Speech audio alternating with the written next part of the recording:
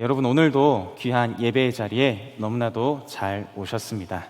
이 자리에 나오신 귀하신 우리 청년 한 분 한 분에게 예수님의 거룩하신 축복과 은혜가 넘치기를 간절히 소망합니다.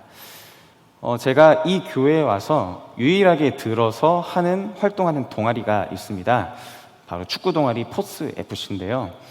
처음에는 축구를 굉장히 열심히 했어요. 열심히 하고 다른 사람들도 이번에 새로 오신 전도사님 축구 잘하시는구나. 그게 물론 진심일진 모르겠으나 어쨌든 그런 소리를 들으면서 축구를 잘 했던 것 같아요. 그런데 한 2달 전쯤인가요? 2달 전부터 저에게 슬럼프가 찾아왔습니다. 축구만 하면 공을 놓치고요. 슛을 때린다고 때렸는데 다른 사람을 맞는다든지 아니면 골대를 훌쩍 넘어간다든지, 공을 잡았는데 공이 나는 분명히 잡았다고 생각을 해서 발밑을 보니까 제 발에 공이 없고 공은 이제 저 멀리 떠나가 있고, 이런 경우가 종종 생기면서 내가 슬럼프가 왔구나 생각이 되더라고요. 그러면서 저 혼자서 쉬는 날에 집 근처에 있는 운동장에 가서 혼자 몰래 축구 연습도 했습니다. 그러면 좀 실력이 늘까봐 연습을 했는데 실력은 더 안 늘고요. 오히려 축구 할 때마다 흔히 우리들 이렇게 말하죠. 축구 못하는 사람의 발을 지칭해서 개발이라고 하잖아요. 제 발이 어느 순간 개발이 된 것을 느꼈습니다. 그래서 어떡할까, 축구를 그만둘까 이런 생각도 들지만 포기할 수는 없었습니다. 왜냐하면 축구를 통해서 청년들과 만날 수 있었고, 그리고 그 안에서 하나님께서 역사하시는 은혜를 많이 누렸기 때문입니다. 제가 이렇게 축구를 하면서 안됨을 경험했을 때, 안됨이란 것을 경험했을 때, 이러한 경험은 저뿐만 아니라 우리 교회에 다니시는 청년분들도 이 안됨이란 것을 경험을 하시는 것 같습니다. 전도사님, 제가 직장 생활을 하는데 너무나도 일이 안 돼요. 제가 학교에서 공부를 하는데 공부가 너무 안 됩니다.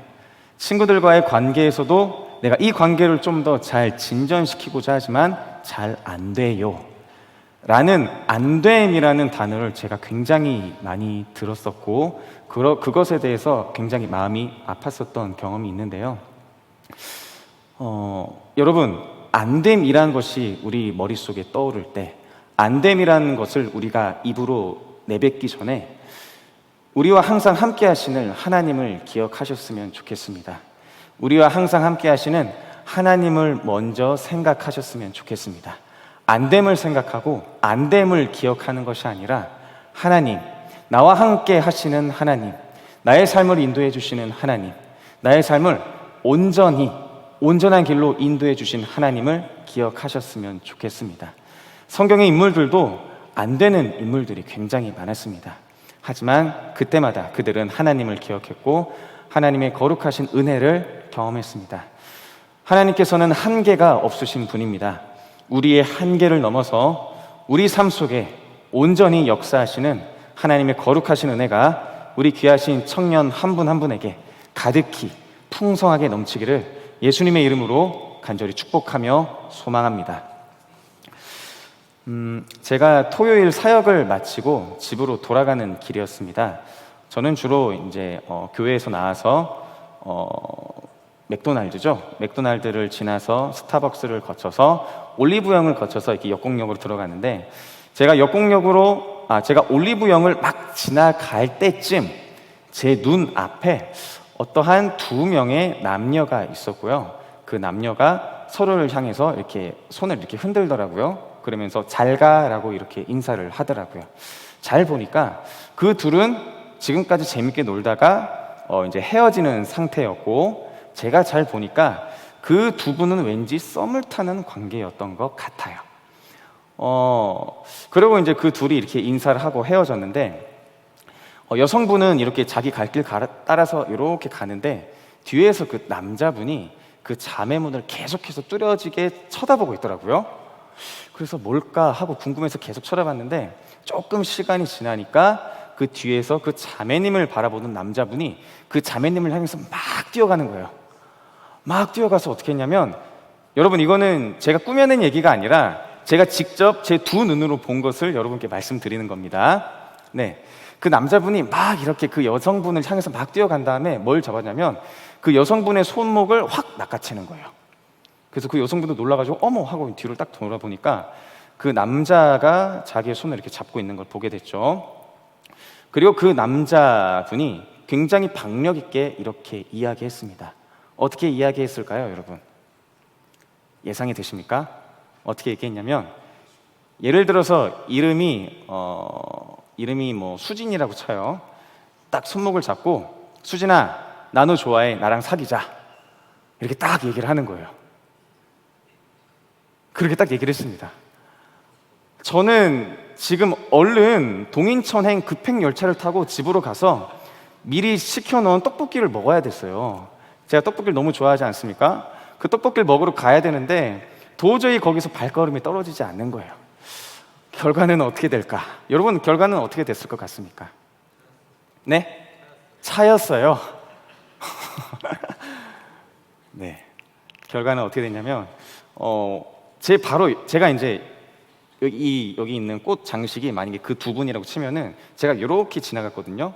옆을 이렇게 지나가면서 이제 계속 이렇게 그분들을 지켜보면서 지나갔는데 좀 아마 이상하게 봤을 거예요. 근데 어쩔 수 없더라고요. 그 결과를 알아야 되기에. 남성분이 그 여성분의 손목을 딱 잡고 수진아, 나 너 좋아해, 나랑 사귀자라고 하니까 그 여성분이 그 남성분의 눈을 계속해서 뚜렷하게 쳐다보더라고요. 계속 쳐다보다가 어떻게 반응했냐면 고개를 이렇게 끄덕거리더라고요.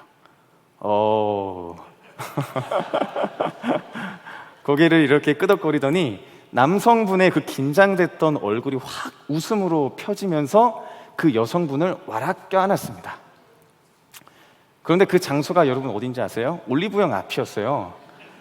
아시죠? 여기 올리브영. 사람들이 그렇게 많고 그렇게 많이 지나가던 장소였는데 그 여성분을 끌어안고 한동안 그 자리에서 새로운 커플이 탄생하는 것을 제가 보게 됐습니다. 제가 이 모습을 보면서 제가 연애를 안 한 지 거의 5년 가까이 됐거든요. 저는 제 연애 세포가 다 죽은 줄 알았어요. 다 죽어서 혼자 살아도 괜찮겠지?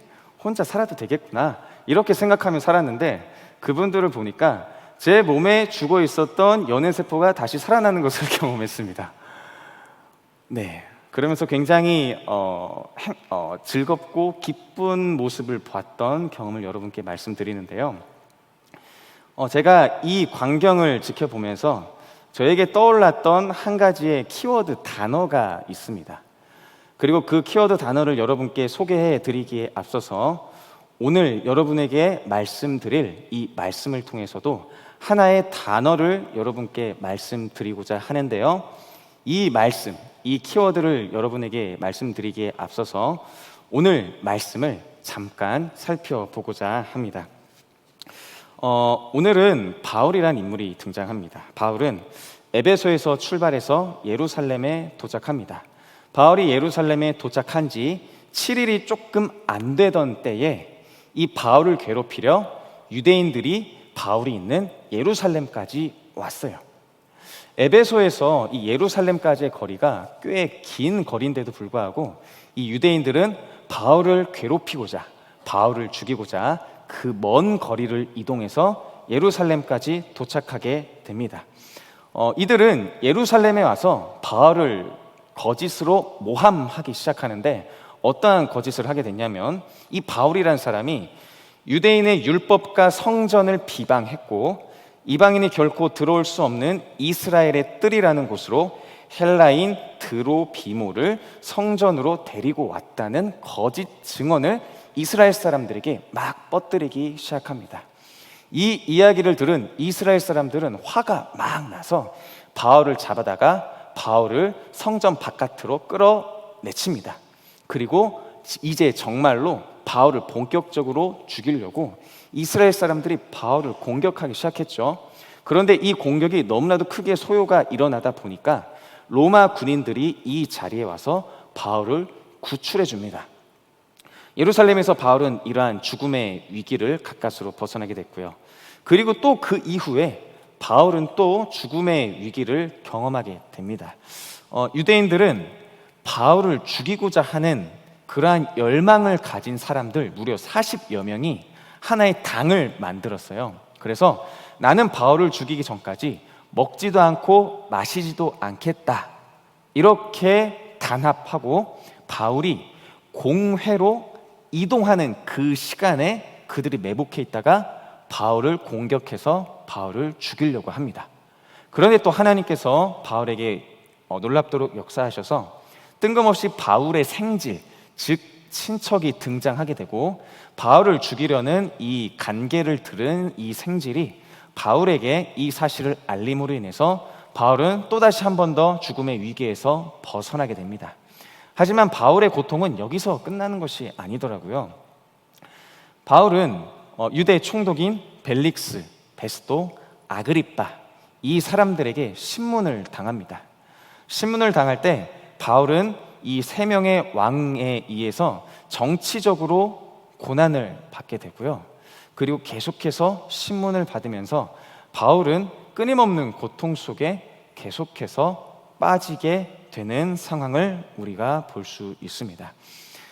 그런데 정말 신기했던 것은 무엇이냐면 바울은 이렇게 자신이 죽을 위기를 몇 번이고 겪게 됨에도 불구하고 정말 자칫하면 복음을 전하기 전에도 앞서 바울이 이 유대인들에게 죽을 위기를 몇 번을 견딤에도 불구하고 이 바울은 복음을 전하는 일을 결코 내려놓지 않습니다. 오히려 이 복음을 더 열심히 전하고자 이곳저곳 전도 생활을 하면서 돌아다니기 시작합니다. 저는 의문이 하나 들더라고요. 아니 왜 이 바울이란 인물은 도대체 무엇 때문에, 어떤 것 때문에 자신의 목숨이 위험을 받고 있는 그 순간임에도 불구하고 이 복음 전하는 것을 내려놓지 않았을까? 왜 끊임없이 복음을 전하려고 노력했을까? 왜 복음에 대해서 끈질기게 매달렸을까? 라는 의문이 제 머릿속에서 떠나질 않았습니다. 저는 보통 이러한 의문이 생기면은 원점으로 돌아가거든요. 예를 들면 반찬을 막 만들다가 만든 반찬이 맛이 없다. 그러면은 제가 반찬을 재료를 구입하고 이렇게 조리를 하고 그리고 양념을 치고 이 반찬을 만드는 모든 순간을 다시 한 번 더 생각해 봐요. 그러면은 꼭 그 중간에 어떠한 문제점이 있더라고요. 이처럼 저는 이 바울이란 인물의 생애를 다시 한 번 더 살펴봤습니다. 과연 어떤 것이 이 바울이 복음을 전하는 것을 결코 놓지 못하게 했는지를 알아보기 위해서 바울의 생애를 다시 한 번 더 알아보면서 사도행전을 처음부터 읽기 시작했습니다. 여러분도 아시다시피 이 바울이란 인물은 어땠습니까, 여러분? 예수님을 믿는 사람들을 끊임없이 잡고자 노력했던 사람이에요. 핍박했던 사람이고요. 예수님을 믿는 사람에게 고난을 주는 것이 즐거웠던 인물이 바로 이 바울이었습니다.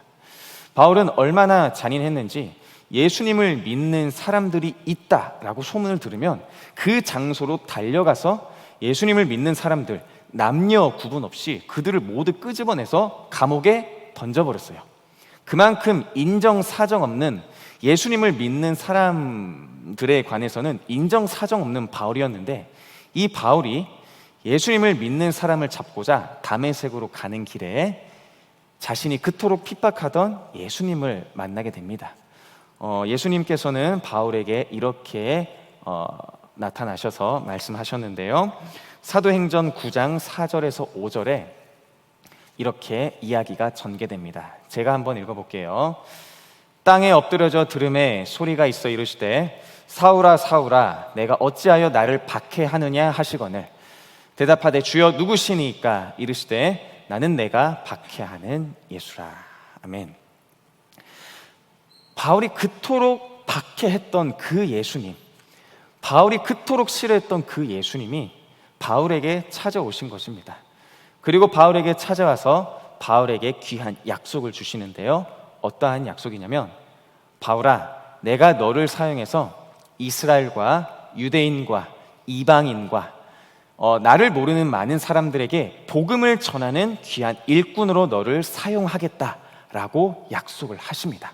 그리고 그 약속은 바울이 직접 성취되는 것을 눈으로 보기도 하고요, 다른 사람들에게 들어서 하나님의 약속이, 예수님의 약속이 성취되는 것을 보는 경험도 하게 됩니다. 저는 이처럼 많은 약속들이 이루어지는 다양한 예시 중에 하나의 예시를 여러분에게 소개해 드리고자 하는데요. 바로 데살로니가 교회입니다. 이 데살로니가 교회는 바울이 두 번째로 개척한 교회입니다. 그런데 이 데살로니가 지역이 어떠한 지역이었냐면 이때 당시에 굉장히 많은 우상들이 판을 치고 있었던 지역이 바로 이 데살로니가 지역이었어요. 바울은 이제 막 개척된 이 데살로니가 교회가 이방신들에게 물들지 않도록 이 데살로니가 교회 교인 사람들에게 계속해서 하나님의 올바른 복음을 알려주어야만 했습니다. 그런데 아쉽게도 안타깝게도 바울을 괴롭히던 이 유대인들이 이 데살로니가에 있는 이 바울을 또 괴롭히기 시작하는 거예요. 바울은 어쩔 수 없이 이 데살로니가 지역을 떠납니다. 하지만 떠났음에도 불구하고 바울의 마음은 어디 있었을까요, 여러분? 계속해서 데살로니가에 있었던 거예요. 바울은 갈까 말까 고민하는데 이 고민하던 찰나에 디모데라는 인물이 바울에게 와서 데살로니가 교회 교인 사람들이 어떻게 신앙생활을 하고 있는지 낱낱이 알려줍니다. 그런데 감사하게도 이 데살로니가 교회 교인들은 복음을 잘 지키며 하나님의 올바른 도를 믿으며 신앙생활을 잘 하고 있었어요.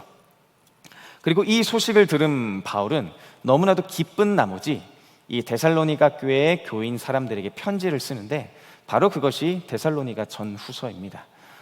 바울의 이 편지 속에 담긴 그 감정이 어땠는지를 제가 한번 말씀 몇 구절을 읽어드릴 텐데요. 여러분도 이 말씀을 한번 읽으실 때 과연 이 바울이 어떠한 감정을 갖고 이 편지를 썼는지 한번 잘 살펴보셨으면 좋겠습니다. 우선은 데살로니가전서 2장 20절에 바울은 이렇게 이야기를 합니다. 너희는 우리의 영광이요 기쁨이니라. 아멘. 이렇게 이야기를 하고요. 이번에는 데살로니가 전서 3장 9절, 12절, 13절에 바울은 이렇게 이야기를 합니다. 우리가 우리 하나님 앞에서 너희로 말미암아 모든 기쁨으로 기뻐하니 너희를 위하여 능히 어떠한 감사로 하나님께 보답할까. 그리고 12절은요. 또 주께서 우리가 너희를 사랑함과 같이 너희도 피차감과 모든 사람에 대한 사랑이 더욱 많아 넘치게 하사. 그리고 13절에 바울은 이렇게 고백합니다. 너희 마음을 굳건하게 하시고 우리 주 예수님께서 그의 모든 성도와 함께 강림하실 때에 하나님 우리 아버지 앞에서 거룩함에 흠이 없게 하시기를 원하노라. 아멘. 바울은 데살로니가 교인들을 향해서 이러한 편지를 작성합니다. 여러분들은 바울의 고백을 들었을 때 바울의 심정이 어땠을 것 같습니까, 여러분? 어떠한 감정을 갖고 데살로니가 교인들에게 편지를 쓰셨을 것 같으세요? 바울의 감정이 드러나는 단어가 저희가 아까 읽었던 그 말씀 구절 속에 나오는데요. 바로 기쁨입니다. 여기도 나오네요. 기쁨입니다. 바울은 이 데살로니가 교인들을 보면서 기쁨을 경험했습니다. 기쁨을 경험했습니다. 그들이 데살로니가 교회 교인들이 예수님의 복음을 잘 믿고 있고 또한 이 예수님의 복음을 온전히 붙드는 모습을 그들을 보게 되면서 바울의 마음속에 기쁨이 일어났던 겁니다.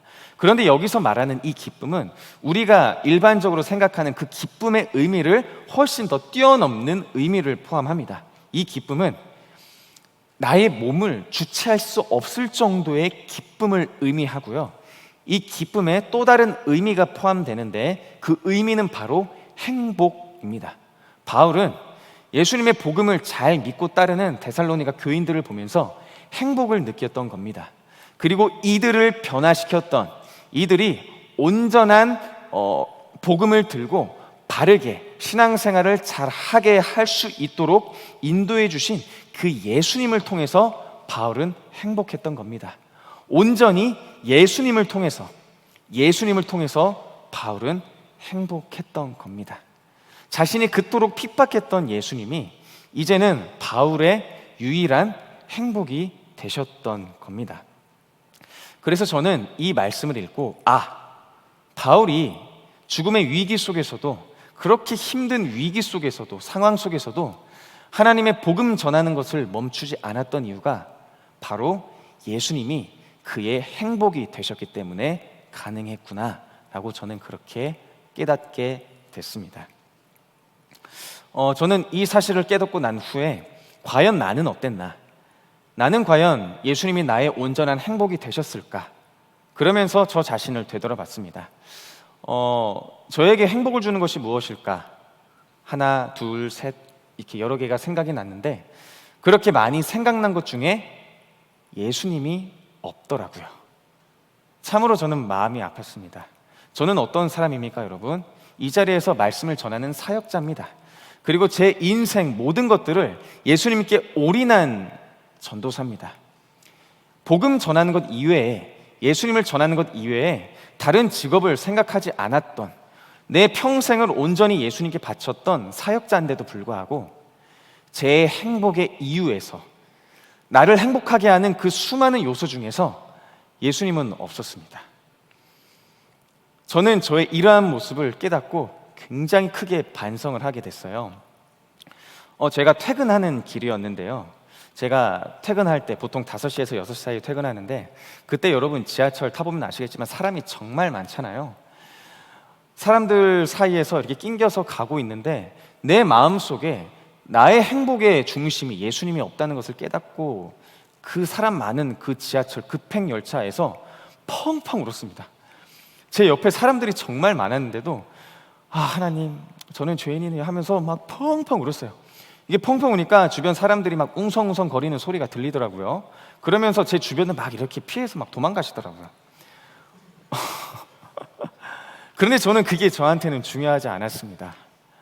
제 마음속의 행복이, 제 마음에 행복을 주시는 분은, 나를 행복하게 하시는 분이 예수님이 아니시다라는 것을 깨닫고 그 자리에서 펑펑 울며 회개했습니다. 그리고 집에 가서 하나님께 기도했죠. 하나님, 저는 죄인이었네요. 하나님께 나의 모든 삶을 헌신한다 고백했던 사역자였지만 제 마음속의 행복은 예수님이 아니셨습니다. 내 마음속의 행복은 예수님이 아닌 세상의 것이었습니다. 예수님, 앞으로 제 삶의 모든 것의 행복이 예수님이 되게 하여 주시옵소서 라고 그렇게 하나님께 기도하고 다짐했습니다. 여러분, 제가 올리브영 앞에서 커플을 보며 느꼈던 그 키워드, 그리고 오늘 말씀을 통해서 제가 여러분께 말씀드리고자 했던 그 키워드는 바로 행복입니다. 행복. 이제 여러분께 질문을 드릴게요. 여러분들은 무엇이 여러분의 행복입니까? 무엇으로 여러분의 행복을 충족시키고자 하십니까? 여러분의 유일한 행복은 무엇입니까? 그리스도인으로서 지금 이 자리에서 말씀을 듣는 여러분들은 여러분들의 유일한 행복은 무엇입니까? 세상의 것으로 여러분의 행복을 삼으시겠습니까? 아니면은 여러분을 사랑하셔서 죽기까지 십자가에서 순종하셨던 그 예수님을 여러분의 행복의 유일한 이유로 삼으시겠습니까? 제가 여러분께 말씀드리고 싶으신 것은 예수님은 여러분의 유일한 희망이 되십니다. 예수님은 여러분의 유일한 희망이 되어 주십니다. 예수님만이 여러분의 유일한 희망이시자 행복이 되십니다. 여러분의 행복이 되시는 예수님, 여러분의 삶에서 여러분의 유일한 행복이 되시는 그 예수님께서 주시는 거룩하신 은혜와 축복이 여러분의 앞으로의 삶에 가득히 넘칠 수 있도록 예수님의 이름으로 간절히 축복하고 소망합니다. 아멘.